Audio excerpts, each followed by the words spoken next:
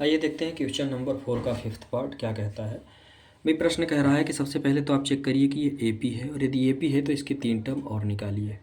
भाई AP check करने के लिए तो सबसे पहले तो हम इसको बता दें कि जो पहली टर्म होती है वही मेरी ए होती है ना।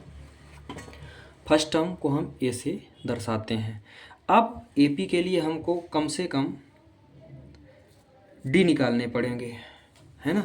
सभी के कॉमन डिफरेंस चेक करने पड़ेंगे। तो चलिए देखते हैं। डी के लिए यदि हम बात करें तो डी होता है भाई A2 माइनस ए, फिर होता है A3 माइनस A2, फिर होता है भाई कितने टर्म हैं 1 2 3 4 टर्म हैं, तो कम से कम 3 का तो मामला मुझे देखना ही पड़ेगा। तो ये हो गया A4 और माइनस का A3, है ना। ये हो गया मेरा कॉमन डिफरेंस। भाई A2 माइनस ए मेरा A2 है, ए मेरा क्या है A1 है या ए है ना। तो कुल मिला के हमको नेक्स्ट टर्म में जो है उसके प्रीवियस टर्म को माइनस करना है।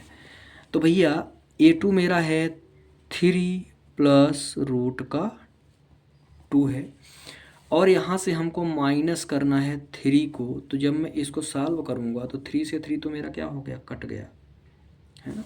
तो यहाँ पे मुझे कितना मिला, यहाँ पे मुझे मिल गया रूट का 2।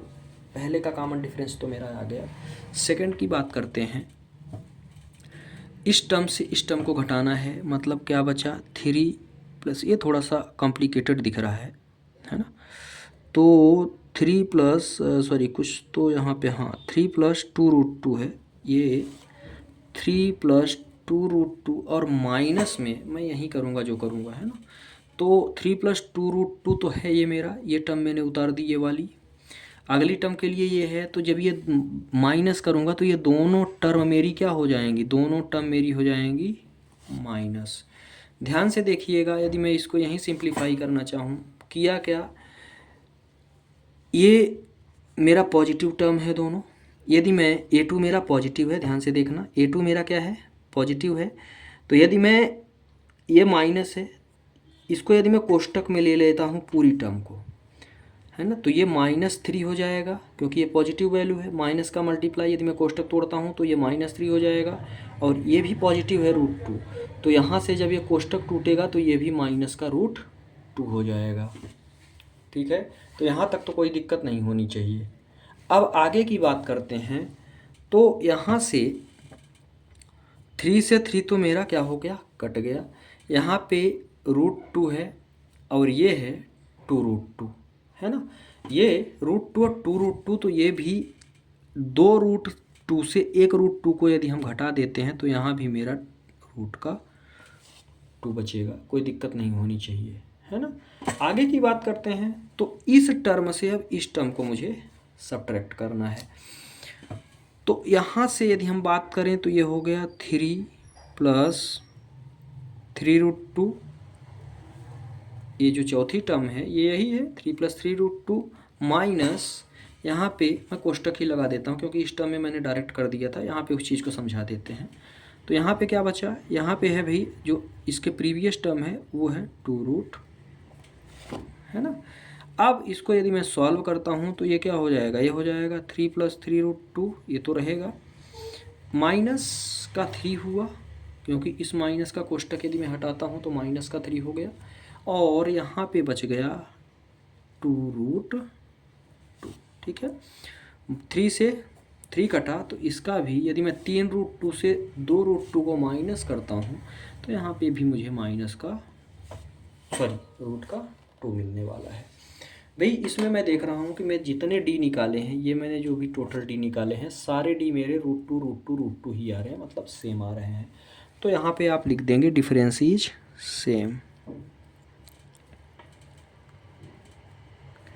डिफरेंस इज, भाई सभी का जो कॉमन डिफरेंस निकला वो कितना निकला, मेरा बराबर निकला है। So it is AP, so it is AP, ये मेरी क्या है, AP है। अरे भाई साहब जब AP है तो अभी एक झमेला भी ख़त्म थोड़ी हुआ, अभी एक झमेला तो और बचा है। फिर यदि ये AP है तो AP में अब हमको आगे की टर्म निकालनी है।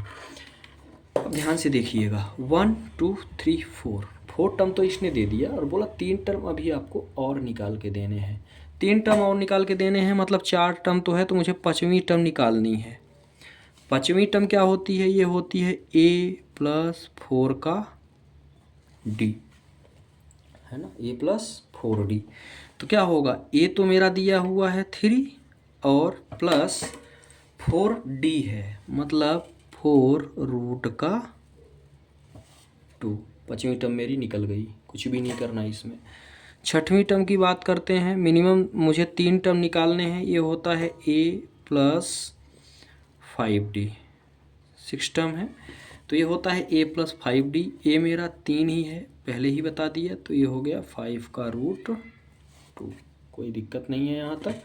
7 टर्म की बात करते हैं तो ये हो गया a7 और यहाँ से क्या हो गया a प्लस, भाई साहब यहाँ से मुझे मिल गया 6d, है ना। तो यहाँ से मुझे क्या मिला, ये मुझे 3 प्लस और यहाँ से 6d है तो 6 का √2, क्योंकि ये 6 है और d का मान √2 है। 3 ही टर्म मुझे फाइंड करने थे एक्सट्रेबल, तो ये मैंने कर लिए।